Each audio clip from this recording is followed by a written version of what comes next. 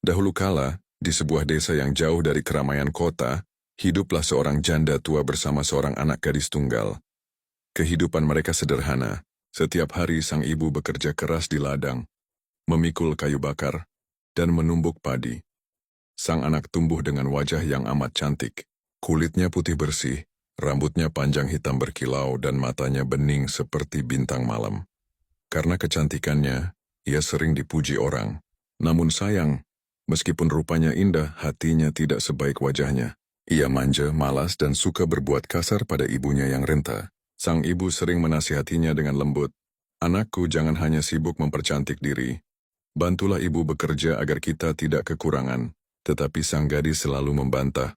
"Ah, ibu saja yang bekerja. Aku tidak mau tanganku yang halus ini menjadi kasar." Sang ibu hanya bisa menghela napas, mencoba bersabar meski hatinya sering terluka. Pada suatu hari sang ibu berkata, "Anakku, kita harus pergi ke pasar membeli beras dan garam, ikutlah ibu." Si gadis pun mau ikut. Namun sebelum berangkat, ia berdandan lama sekali. Ia mengenakan kebaya paling indah, menyisir rambutnya hingga mengkilap, dan menghiasi tubuhnya dengan perhiasan seadanya. Ia ingin semua orang di pasar terpesona dengan kecantikannya. Berangkatlah mereka berdua. Sang ibu berjalan tertatih sambil memikul keranjang berat di punggungnya. Sementara sang gadis berjalan anggun tanpa membawa apapun, hanya sibuk menjaga langkahnya agar tetap terlihat cantik. Di sepanjang jalan orang-orang yang mereka temui berkata, "Wah, sungguh cantik anakmu itu, Ma. Bagai bidadari turun dari kayangan." Mendengar pujian itu sang gadis tersenyum puas. Tetapi lama-kelamaan ia merasa malu berjalan di samping ibunya yang berpakaian lusuh, dan tubuhnya penuh peluh. Ia berbisik dengan nada kesal, "Ibu, jangan berjalan dekat-dekat denganku. Aku malu kalau orang tahu kau ibuku." Sang ibu terkejut. Hatinya pedih mendengar perkataan itu. Namun ia tetap diam dan terus berjalan. Namun sang gadis tak berhenti sampai di situ. Ia bahkan menghardik, "Ibu, berjalanlah jauh di belakang. Aku tidak mau orang-orang melihatmu bersama aku." Air mata sang ibu menetes di pipinya. Ia menahan sakit hati yang begitu dalam. Namun cintanya pada anak membuat ia terus bersabar. Akan tetapi semakin jauh mereka berjalan, semakin kasar pula perkataan sang anak.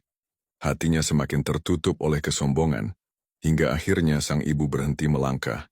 Dengan tubuh gemetar dan suara parau, ia menengadah ke langit sambil berdoa, "Ya Tuhan, ampunilah hamba. Hamba sudah tak sanggup lagi menahan sakit hati ini. Jika benar anakku durhaka, hukumlah dia, agar semua anak di dunia belajar untuk tidak menyakiti hati orang tua." Begitu doa itu terucap, langit mendung seketika. Petir menyambar, angin bertiup kencang. Sang gadis merasa kakinya berat, seolah menempel di tanah. Ia panik, "Ibu, apa yang terjadi padaku?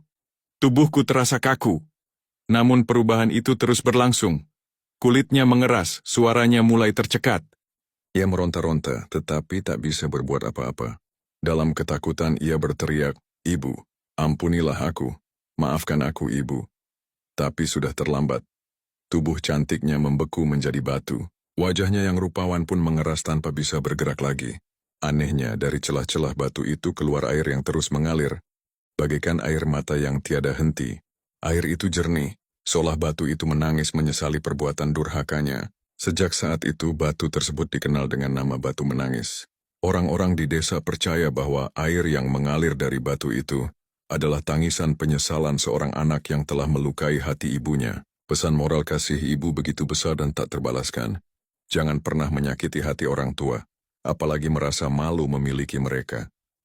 Anak yang berbakti akan mendapat berkah, tetapi anak yang durhaka hanya akan berakhir dengan penyesalan.